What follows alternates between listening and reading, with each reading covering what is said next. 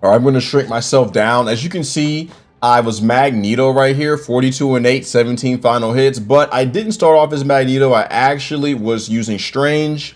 The rest of the team finished pretty well. I'll go ahead and let you pause it right here if you want to check out the numbers and stuff. It's not, this part's not super important. The bans were Magic, Wolverine, and Storm. Let's dive into the game.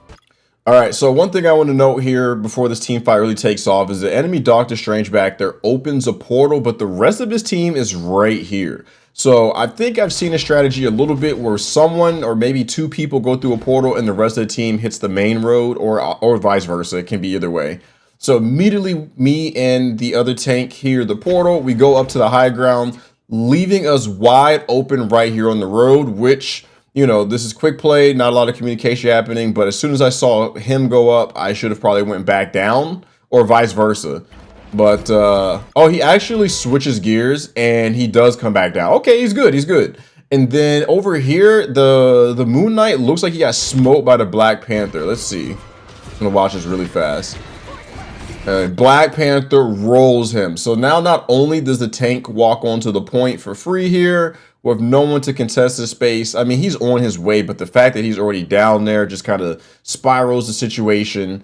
I'm up here fighting Doctor Strange. Doctor Strange backs off. He comes down. Boom. Black Panther is already on the Cloak and Dagger. It's a mess, and I'm coming down to help out. And this is where the steamroll starts because we have already lost the Moon Knight. That early pick to Black Panther was deadly. I think the lesson learned from there is that if you're going to play Moon Knight, you need to probably play further back, because if you play up here as Moon Knight or you play up there and you run into Psylocke, Black Panther, or Magic, you could be gone in seconds and already losing the point because of that. So here we have no one to contest the Iron Man, and he's just beaming the team from up top, pelting us. I like how Thor charges in to try to grab aggro, while their Black Panther's doing the same over here. I'm trying to keep the Black Panther off of her, but the problem here is Iron Man is uncontested. He just beams them. I think this was a rock, paper, scissors right out the gate, and maybe range damage is actually really important on this first point. You need to have some kind of really good range damage option, because if you don't, then this is what happens, and we just kind of, we lose this pretty quickly. Like this, we lost this within the first minute. This was over, like, honestly, in the first 30 seconds. I mean, we did the best we could as tanks, but I died. Moon Knight switched to Squirrel Girl, and he did make it back, but he didn't really have an impact. And just like that, within like the first minute, technically again 30 seconds, boom, we got steamrolled. First point is gone. So I'm going to fast forward to the next interaction here, and we'll take a look at that. But like literally, Iron Man just came in, steamrolled us, just kind of set the stage for you guys so you can understand what's happening. All right, we're entering our next team fight here, and I'm going to put this on fast forward here because, I mean, for a little bit, we're just holding the line. You'll see here, I'm going to speed it up, put it on 2x speed. We're just fighting. We're trying to keep the tanks from pushing into the back line. Thor is checking Hulk. I'm checking Hulk, also watching the Strange. And then you see the Iron Man assault come in again from above. Lighting up Thor. Thor goes down. That's not good. I get beamed. I'm doing my best to hold it down. It seems like every time I record, Ray shoots me an invite. I'll have to pause the video. But I'm fighting here. Ray comes back, which is good. That means, like, I feel like tanks are doing great. If we lose a tank and we're able to hold this position until the tank gets back, I think that's a success on defense's part. So we're fighting here, and if I recall this fight correctly, what happens here is I pop my AoE and then boom, I go into purple, and this is what really sets off the snowball, because now I can't get heals even though my healer's right behind me. She pops her ult to try and save me, but that, you know, it doesn't work out. She pops her ult. The pulse catches her, so now she's gotten 0 value from her ult. I'm dead. And now we're staggered. And then another Cloak and Dagger, not another, but like another ult comes out from my team to try to save the situation. Which, if you lose a tank and a healer, just save your ults for the next team fight. Do not ult to try to buy time. It's only going to last 10 seconds. It takes 10 seconds for us to spawn. You are never going to make it. You're never going to stall out unless we're like way further back here at this point. Then maybe I can make it. But you have to be aware of the distance to travel as well as the spawn. So because I mismanaged a single cooldown, it cost the team 2 healing ults. And and then there goes, it cost my team 2 healing ults and a tank ult. He did pick up a kill, but they spawn right there. It doesn't really matter. So I desperately trying to get back and rectify my mistake, open up a portal, but now they're dead and now they're on cooldowns. So now I'm basically making the same mistake they did, right? Because they were down a tank and a healer. Again, we're down a tank and a healer. And honestly, it's just me and the Rocket. So now we're doing exactly what they just did. I'm fighting, I'm getting pushed back. I have no way to answer Iron Man. I'm getting beamed. The healers make it back, but it's just too much damage. And I go down, and it's just like this. I just recreated the issue we just had. All because as Doctor Strange, I didn't manage my madness cooldown. And that's tough. Sorry, I'm looking at another screen. And I think the viable lesson from there is if you're going to Portal, I mean, I have had times in the past where I've portaled and my team is held out and I make it back and like I prevent the 5v6 situation, or maybe not prevent it because it happens for 10 seconds or so. But, you know, I come back and I reset everything in a sense and we keep going like nothing happened. But in this scenario, I should have seen that my tanks were already dead and that we weren't going to make it or whatever. And I should have just, I guess, and what I guess I'm saying is sometimes you just have to give up the space. You have to give up all of this space if it means having 6 people right here or right here, I guess, holding the point and then, you know, just going from there. Get that clean reset. Sometimes you can't just put a band-aid on a heavy bleed. Sometimes you just have to cut off the limb and give up that space. And I learned that the hard way right there.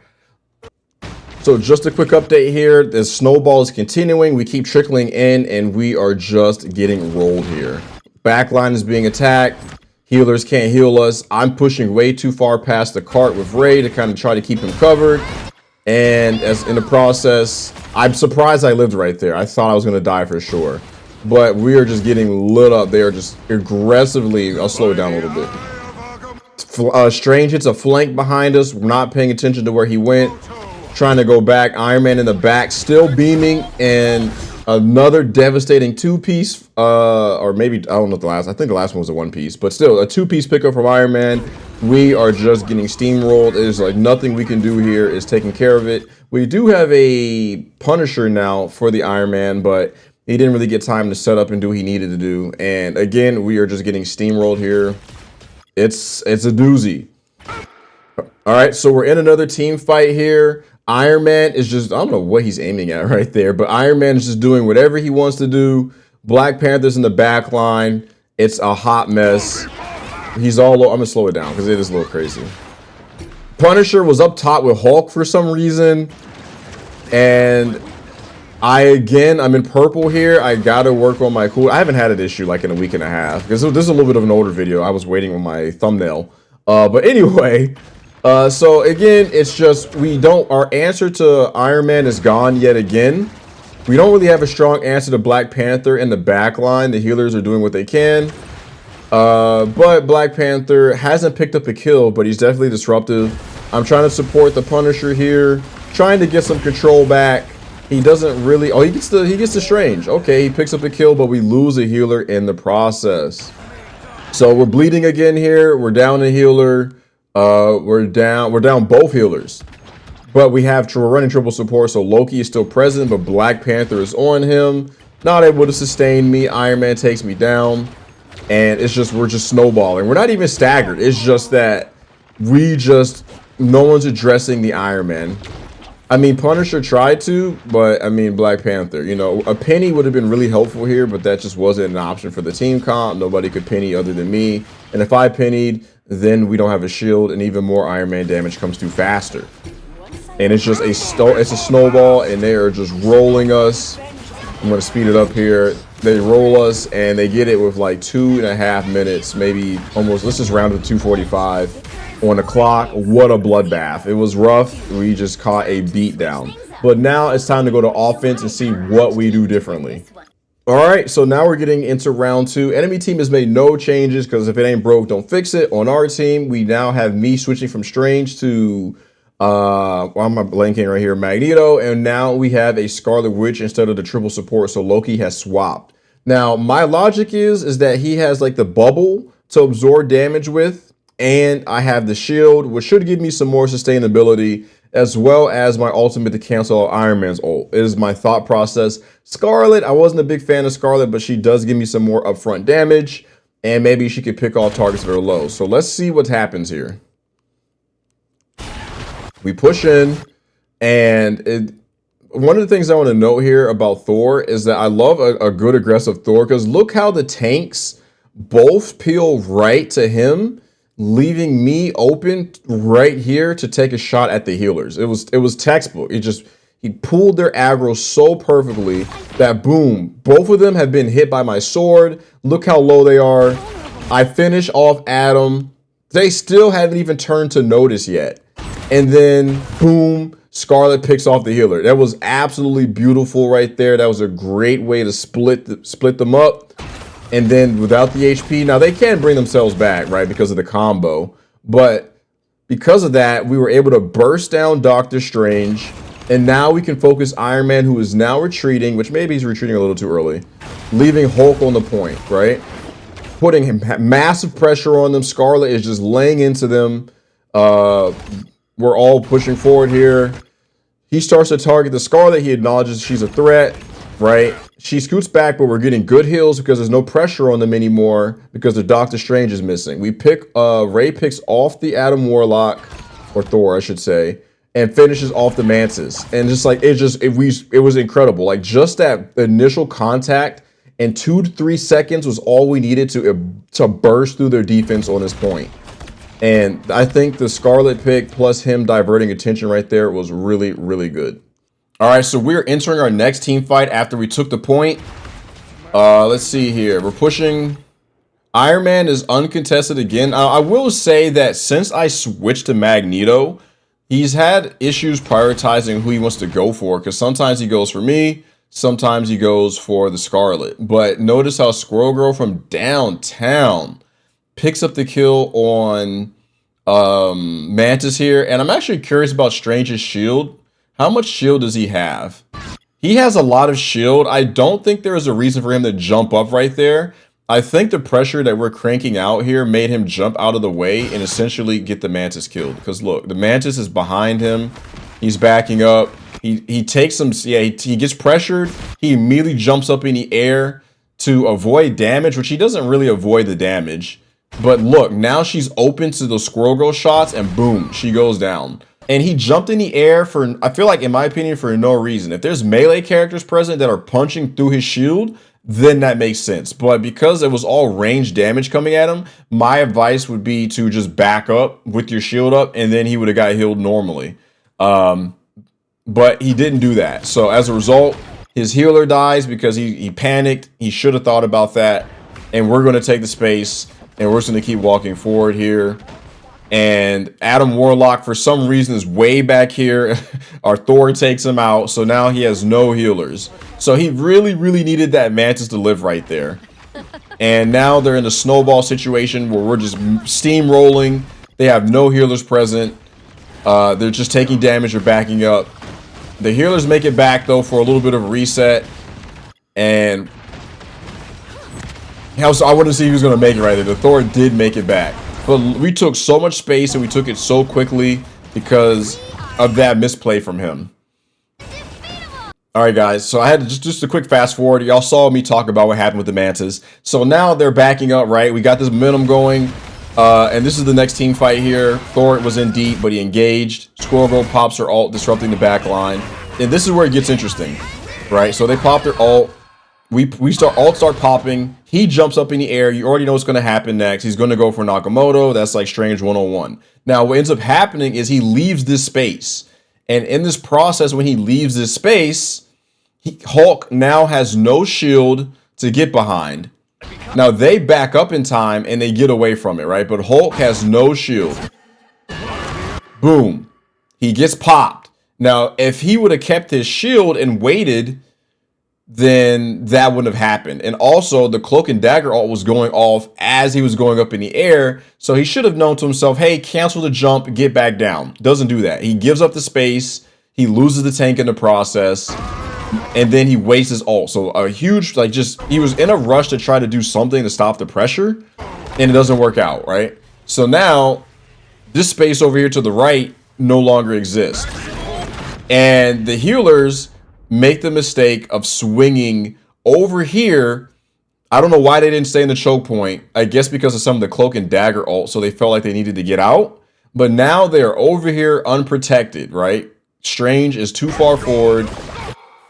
Thor pushes right in to take the space because all of this was open because he left it.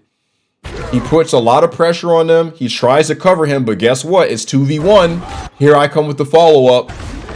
Boom. 2 big kills right there. 2 big kills.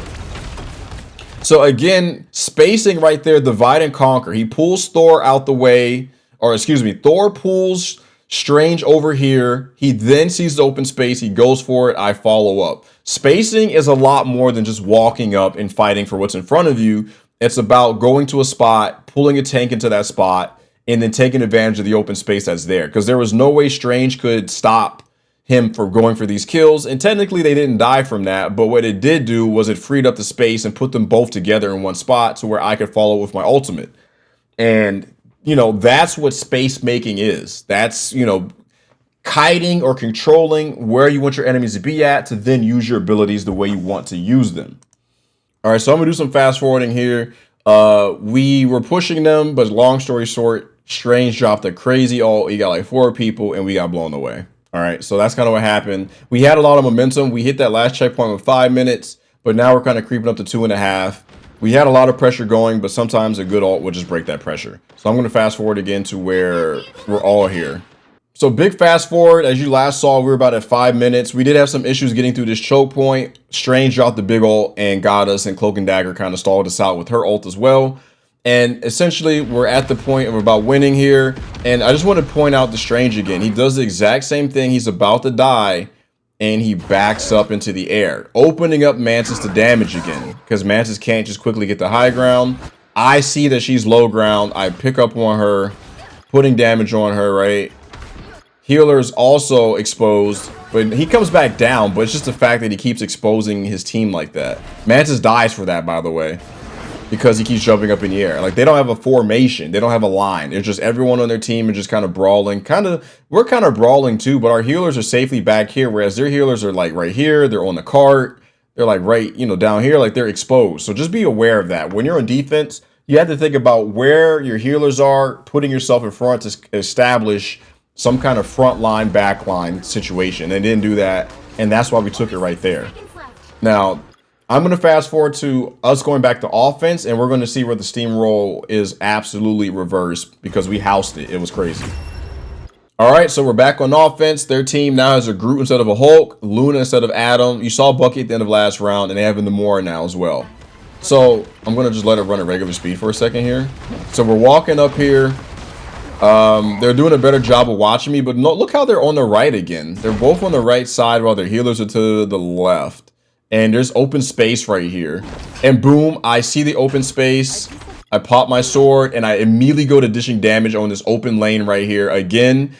And he's taking his space and he's keeping them from doing that. Now he notices me, right? But it's too late. I get 2 shots on her. And then boom, same as last time, textbook, Scarlet is able to follow up. And we take it all because of the aggro over here and them not putting themselves in the right space correctly. They were on the point, but they were on the right side of the point while the healer is on the left side of the point. Now, the Luna is behind the tanks. I think she was spaced correctly, but the Mantis was not. All right, so we're going into our next team fight here. I'm going to speed it up a little bit, 1.25. So what happens here is we're fighting. I think they're a little more aware of their spacing, a little bit. Strange does kind of get in too deep right there, but I feel like they did not respect the Cloak and Dagger ult, and they just didn't back up enough. Like, they should have been back, though. As soon as the Cloak and Dagger ult pops, if you don't have your own to counteract it, you have to get out of that, because the damage you take is, you know, it's going to negate the healing you're getting. And the damage you take from her ult is going to negate your healing on top of the damage that's continuously coming in from the other, you know, your enemies. And I think that's what happened. They did not respect the Cloak and Dagger ult. They're down both their tanks. They just have to scoot back. They just have to scoot back. Bucky pops his ult. I think that was a bad idea. He has no one there to follow up with him and keep him safe, to take over the space that he may potentially get, unless he just wipes the team instantly, which he doesn't. He wastes his ult. I pop my ult. Boom. They are absolutely massively staggered. They should have immediately just backed up as much as they could until the tanks would get back. No tanks, no space. All right, Groot goes for a big ult back here. He catches the healers. He catches a healer and the DPS, but he was by himself back here, not able to take advantage of the damage. He lost Strange because of his solo play versus setting up and getting ready, and he lost a Mantis while he went for the solo ult on the back line. Don't know what he was thinking. He doesn't get any value from his ult. It could have been bad though. He goes down. No tank to take the space, and it's just snowballing. It's snowballing bad. They keep dying. Like, they're not following up on each other's damage. So like, he pops his ult, but there was no way that anyone could get past me and the Thor to get back there. And his ult alone does not do enough damage to burst through a healing bubble from a healer. Plus the rocket is still alive. That was not ideal right there. He should have. It's a combo. It's not, his ult is not good enough to just wipe a team. It's good, especially if you get some setup, but it needs team follow up, and that goes for most ults. Well, not most, but a good chunk. All right, so I'm going to fast forward a little bit here just for the sake of time. So at this point, we're pushing in. Our Skarlet goes in to pop her ult. She catches the Mantis, right? She catches Mantis.